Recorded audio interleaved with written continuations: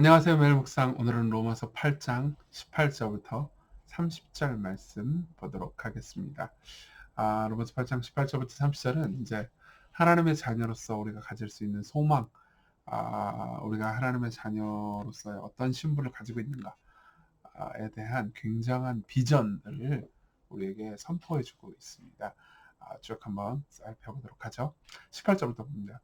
생각하건대 현재의 고난은 장차 우리에게 나타날 영광과 비교할 수 없다. 그러니까 이런 거예요. 하나님의 자녀로서 우리가 장차 받을 영광이 엄청나기 때문에 사실 지금 내가 고난을 받는다고 그래가지고 그렇게 막 괴로워할 게 없다. 모든 피조물들은 무언가 고대하고 있어요. 19절. 하나님의 아들들이 나타나는 거예요. 예. 하나님의 아들들이 지금 있는 거 아닌가? 근데 그들이 나타나는 겁니다.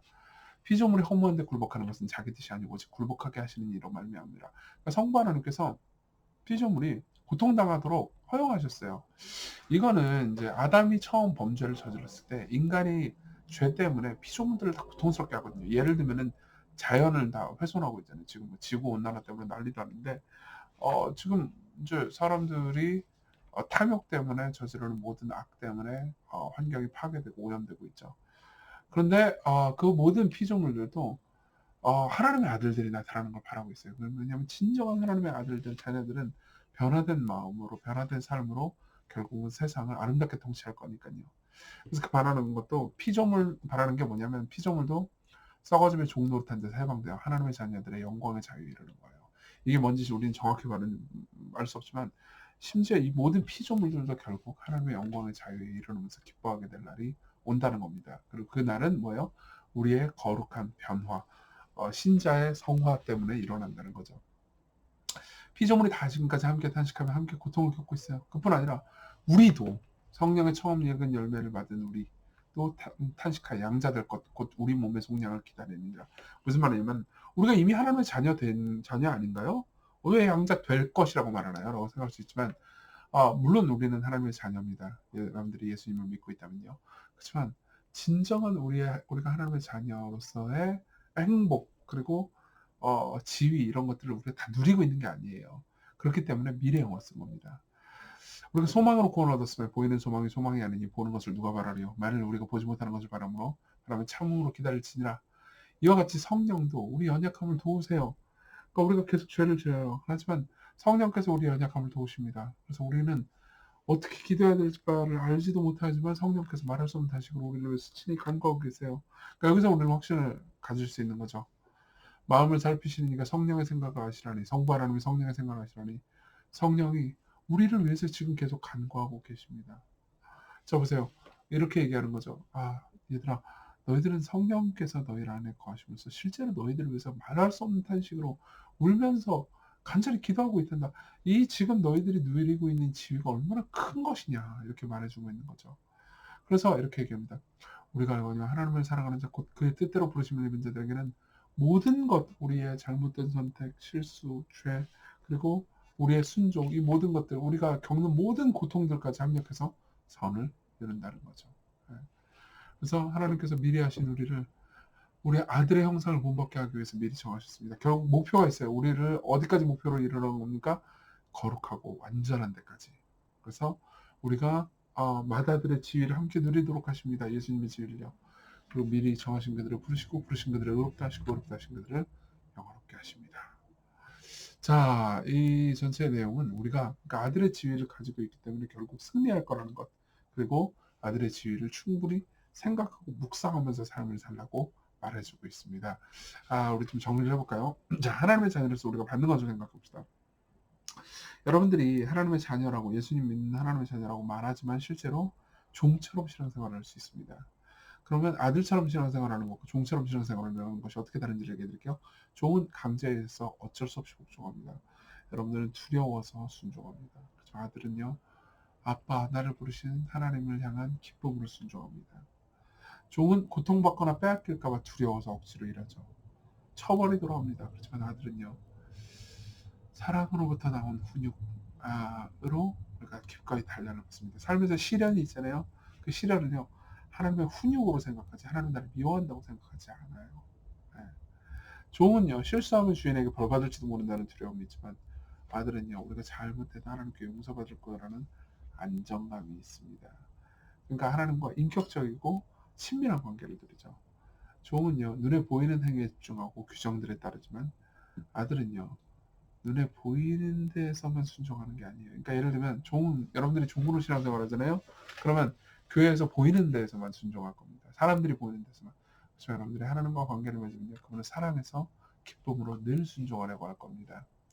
종은요, 일을 해야 하지만 어떤 명예도 얻지 못한다면 우리는요, 그리스도 안에서 명예롭게 이미 되었고요. 그리고 그분이 하는 일을 우리가 함께 일하도록 초대받는 거죠. 네. 여러분, 성령께서 여러분들을 위해서 간절히 구하고 계십니다. 성령께서 뭐라고 구하고 계실까요? 여러분들이 이 자녀의 지위를 누리도록. 하나님의 자녀라고 우리가 말은 하지만 실제로는 그 지위를 누리지 못하는 경우가 얼마나 많습니까? 여러분들이 종처럼 살아갈 때가 얼마나 많습니까? 그렇죠? 하지만 그분의 사랑 안에서 쉬라고 우리를 위해서 간절히 기도하고 계세요. 자, 두 번째로 그분의 사랑 안에서 우리 안심합시다.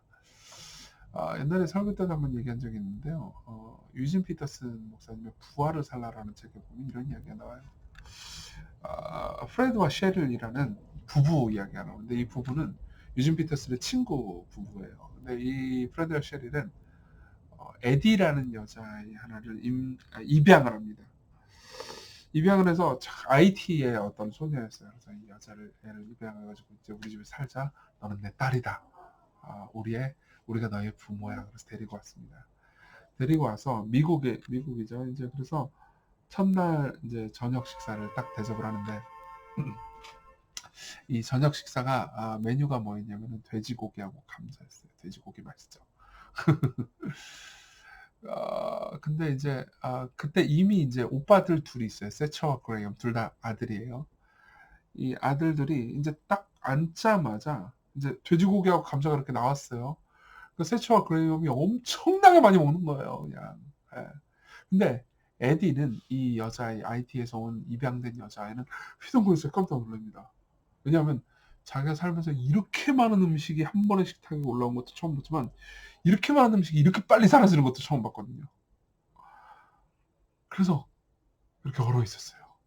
그래서 이제 부모가 이 에디의 마음을 알아챈 거죠. 그래서 데리고 와서 냉장고를 열어줍니다. 얘야, 음식이 이렇게 많어. 솥도 한번 열어줍니다.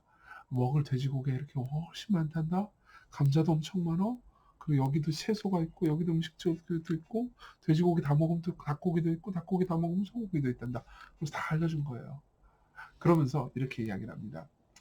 매번 식사 때마다 이 얘기를 해준 거예요. 한두 번만이 아니고 식사 때마다. 매번 이 집에는 음식이 많다고 애들을 안심시켰다. 세처와 크레용 오빠들이죠. 오빠들이 아무리 많이 먹고 아무리 빨리 먹어도 적었네요. 훨씬 더 많이 남아있다고 말해주었다. 음식은 충분했다. 에디가 볼 수 있든 없든 음식은 거기 있었다. 오빠들은 더 이상 식탁 위에서 에디의 경쟁자가 아니다. 에디에게는 새로운 집이 생겼다. 이제 다시는 굶지 않을 것이다. 자, 성부 하나님은 우리를 설득시키는 과정이 이와 같지 않을까요? 여러분 보세요. 왜 우리가 죄진지 아세요? 하나님의 사랑과 공급하심을 까먹어버리기 때문에요. 진짜 많이 까먹어요. 막 집이 없어가지고 막 너무 힘들고 막 하나님께서 나를 안 돌보아 주실 것 같고 내가 기도해도 안 들어주실 것 같잖아요. 왜요? 하나님의 공급하심 우리 잘 생각 안 해요. 여러분 진짜 제가 상담하면서 느끼는 것 중에 하나가 뭔지 아십니까? 기도 잘 안 해요. 왜 안 하냐? 기도해도 응답 안 해줄 것 같아서. 여러분 그렇지 않습니다. 하나님은 우리의 아버지세요.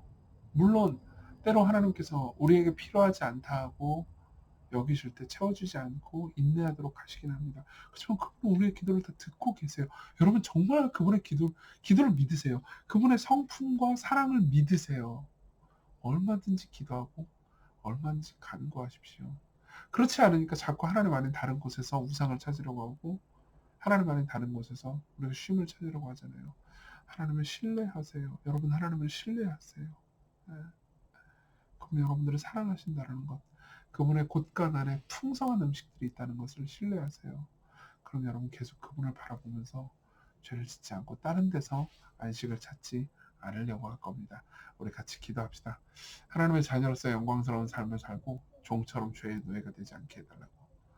그리고 우리가 아버지의 사랑과 공급하심을 자꾸 잊기 때문에 죄를 짓잖아요. 그렇죠? 예수님의 사랑, 아들을 주신 아버지의 사랑을 믿게 해달라고 우리 같이 간절히 기도합시다.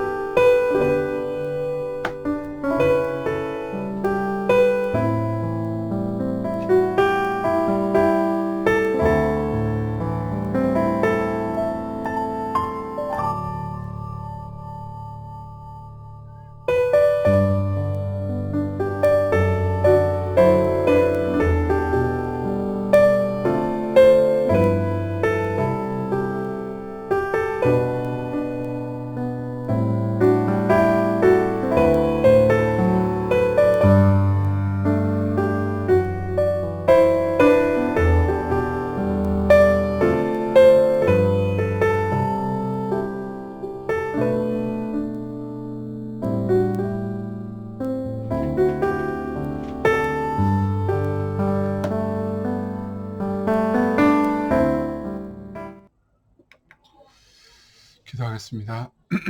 아버지, 우리가 아버지의 사랑받는 자녀로서의 정체성을 잃지 않게 해주세요.